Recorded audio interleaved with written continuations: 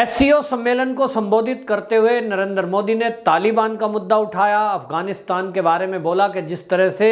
तालिबानियों ने वहां सरकार बनाई है वो सरकार समावेशी नहीं है, हथियारों के बल पर सत्ता में आ तो गए हैं लेकिन वहां महिला सुरक्षा एक प्रमुख मुद्दा है और जिस तरह से वहां इस समय सरकार चल रही है उसको लेकर हम यूएन का समर्थन करते हैं और वो जो यूएन ने चिंता व्यक्त की है वो हमारी भी चिंता है, क्योंकि भविष्य में अफगानिस्तान से आतंकवाद, मानव तस्करी और ड्रग के मामलों में बढ़ोतरी हो सकती है। इसको कौन कंट्रोल करेगा, अभी वहां इसके बारे में कोई स्पष्ट तस्वीर नहीं है और ये चिंता व्यक्त की है। लेकिन साथ के साथ मोदी जी ने यह भी कहा कि अफगानिस्तान से हमारे अच्छे रिश्ते रहे हैं और वो बहुत पुराने रिश्ते रहे हैं, इस नाते हम अभी भी वहां के नागरिकों की मदद करेंगे और भारत सरकार भोजन के पैकेट वहां के नागरिकों को मुहैया कराने पर विचार कर रही है। आपको बताएं, दूसरी तरफ तालिबानियों ने ये कहा है और भारत से एक तरह से कहें तो आग्रह किया है कि भारत तालिबानियों से, अफगानिस्तानियों से संबंध रखे और वो चाहता है कि भारत उसको मान्यता दे और जिस तरह से पहले व्यापार आपस में लेन देन चल रहा था वो चलता रहे। तो तालिबान के जो प्रवक्ता हैं जबीबुल्लाह मुजाहिद्दीन, उन्होंने बाकायदा एक पत्रकार को संबोधित करते हुए ये कहा है कि उन्होंने कहा कि हम चाहते हैं कि भारत से हमारे अच्छे संबंध रहें और क्योंकि इस बारे में आप देखेंगे कि पाकिस्तान जो कि खुश हो रहा है और पाकिस्तान जो अभी तक सोच रहा है कि तालिबान और वो मिलकर के कुछ भारत में गड़बड़ी कर सकते हैं, उनको इस बारे में समझ लेना चाहिए कि जो तालिबानी सरकार वो बनी है उनका रुख पाकिस्तान के बजाय भारत से संबंध सुधारने में है। और आपको बताएं, इस बारे में भारत पहले ही कह चुका है कि हम मान्यता नहीं दे सकते ऐसी सरकार को जो हथियारों के बल पर बनी हो, जो अभी यूएन में जिसका मुद्दा उठ रहा हो, अभी तक कोई नियम कायदे कानून नहीं है और जिस तरह से वहां महिलाओं के साथ हो रहा है उस स्थिति को देखते हुए हम अभी कोई निर्णय नहीं कर सकते। यहां तक आपको बताएं, तालिबानियों ने तो ये तक कहा है कि हम अपनी भूमि को किसी भी आतंकवादी को इस्तेमाल करने के लिए नहीं देंगे। हालांकि अभी इस पर विश्वास नहीं किया जा रहा, क्योंकि जिस तरह से आतंकवादी गुट हैं वो कभी भी धर्म के नाम पर, जिहाद के नाम पर एक हो सकते हैं, ऐसी शंका जो विश्व के अनेक देश हैं उन्होंने प्रकट की है। लेकिन यहां एक बात और आपको बताएं कि पाकिस्तान के जो सुरक्षा के मुद्दों के जानकार हैं या पूर्व सेना के अफसर हैं, उन लोगों ने कहा है कि ये जो तालिबानी हैं इसको लेकर पाकिस्तान जितना खुश हो रहा है उतने खुश होने की जरूरत नहीं है। इसका परिणाम पाकिस्तान को ही भुगतना पड़ेगा। आपको बताएं, पाकिस्तान के पूर्व डिप्लोमेट हैं हुसैन हक्कानी, इन्होंने कहा कि आईएसआई को चेतावनी देते हुए कहा बाकायदा कि ये जो तहरीके तालिबान है और जो अफगानिस्तान के तालिबान है ये दोनों एक हैं, इनको अलग अलग करके नहीं देखे पाकिस्तान, क्योंकि दोनों के दोनों ये पश्तून हैं और दोनों के दोनों की विचारधारा एक है। और इसीलिए अफगानिस्तान के तालिबानियों ने जैसे ही सत्ता पे कब्जा जमाया उसके तुरंत बाद उन्होंने तहरीके तालिबान के जो आतंकवादी जेल के अंदर बंद थे उनको छोड़ दिया। और वो किसके लिए सिरदर्द बनेंगे? वो निश्चित रूप से पाकिस्तान के लिए सिरदर्द बनेंगे। दूसरी बात, ये जो डिप्लोमेट्स हैं हुसैन हक्कानी, इन्होंने ये तक कहा है कि अब आप देखिए कि अफगानिस्तान के तालिबानी हो या तहरीके तालिबान हो, अभी तक ये पल रहे थे इसलिए क्योंकि उनको चीन या अमेरिका पीछे से सपोर्ट कर रहा था। ये भारत, ये पाकिस्तान के कहने में क्यों चलेंगे? पाकिस्तान के पास इनको देने के लिए क्या है? तो वो सवाल उठाते हैं कि पाकिस्तान के पास इन आतंकवादियों को देने के लिए कुछ नहीं है। देगा जो देश उसका कहना मानेंगे, और देगा कौन? तो चीन। और चीन क्यों चाहेगा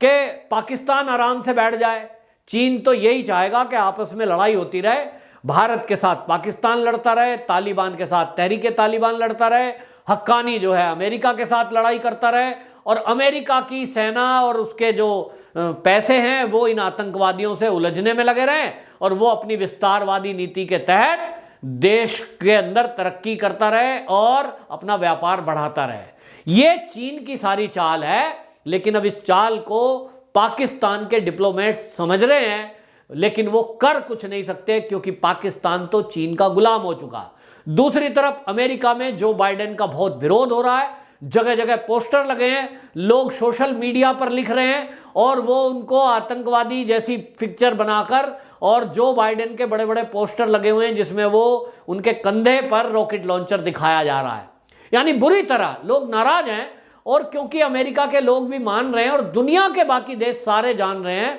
कि इस जो ये घटना हुई है अफगानिस्तान की, इसके पीछे अमेरिका है। अगर अमेरिका उनको इस तरह के हथियार गोला बारूद ना सौंपता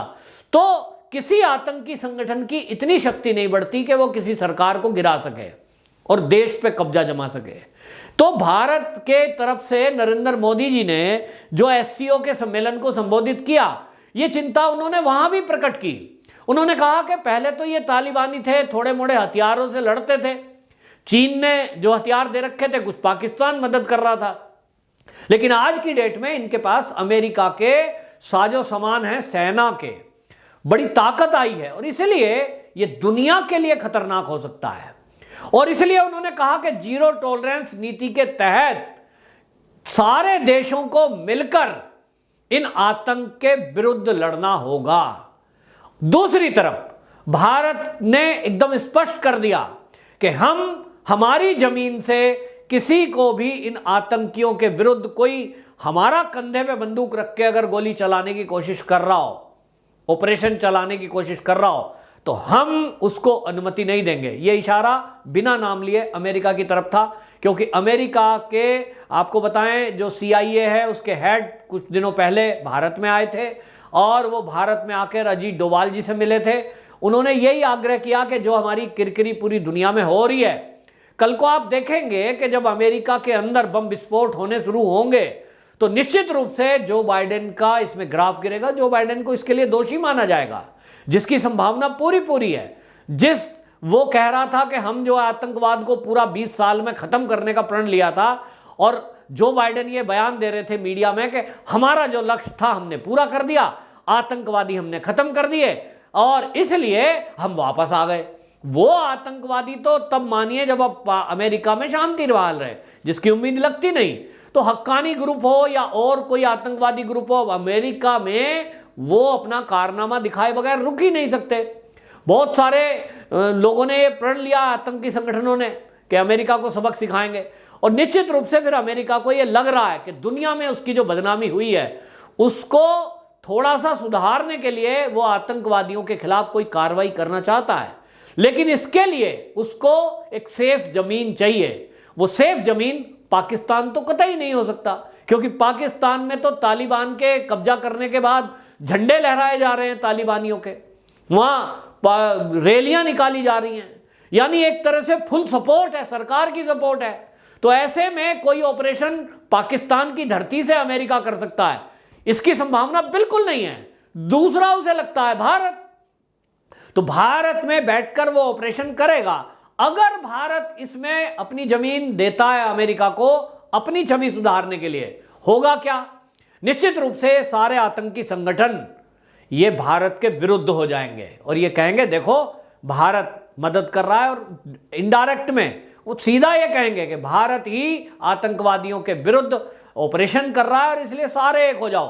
क्योंकि भारत दुनिया में एकमात्र ऐसा देश है जहां जो है आतंक के निशाने पर रहता है और पाकिस्तान भड़काने की कोशिश करता है, और पाकिस्तान इन आतंकवादी संगठनों को इस्तेमाल करके भारत की भूमि पर कब्जा जमाए रखना चाहता है, और चीन की भी यही कोशिश है। तो चीन और पाकिस्तान दोनों मिलकर के यही चाहते हैं कि किसी तरह ये आतंकवादी भारत का रुख कर लें। लेकिन भारत में जब तक मोदी जी बैठे हैं, अजीत डोभाल हैं और ऐसे गृह मंत्री अमित शाह हैं, ये तिगड़ी जो है ये बहुत कुशलता से इस देश को चला रही है और देश की रक्षा में ध्यान रखे हुए हैं। एस जयशंकर जो इस समय विदेश मंत्री हैं हमारे, उनकी कूटनीति के कारण